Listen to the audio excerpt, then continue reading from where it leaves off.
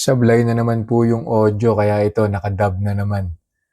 Anyways, dried tofu skin po yung tinetest ko rito. Ang ginawa po ni Mrs. is ginawa po niyang pesto.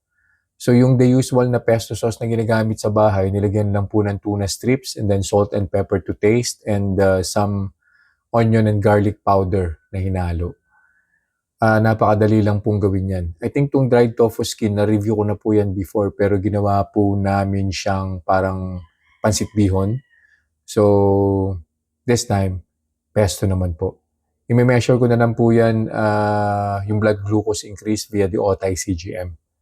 Babalik po ako after 2 hours and we'll see kung may gagawin po ba dyan sa blood sugar ko.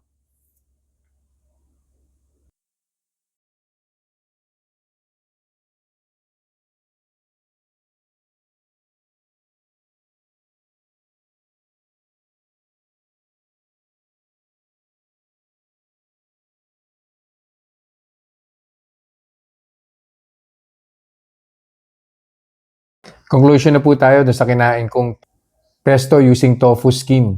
That was 1 hour and 30 minutes ago. Hindi ko na po tinuloy yung monitoring kasi bumaba na po yung blood sugar ko, inabot na po yung baseline.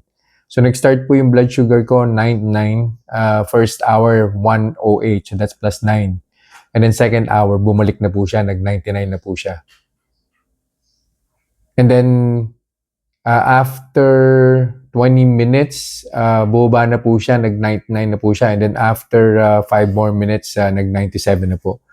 Ang recommendation po, yung first trial po natin ng tofu skin, yung ginawa pong parang pansit bihon, wala din naman pong blood sugar increase. Sobrang minimal naman po niyan. Wala naman pong problema sa tofu skin.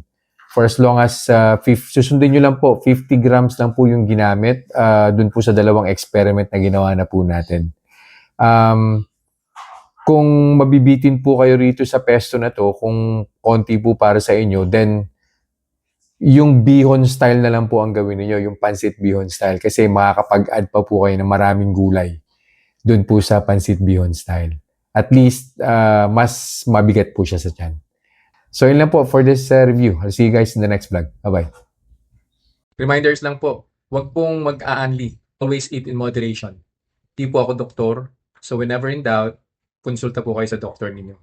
And yung results po ng mga review na ginagawa ko, it may vary.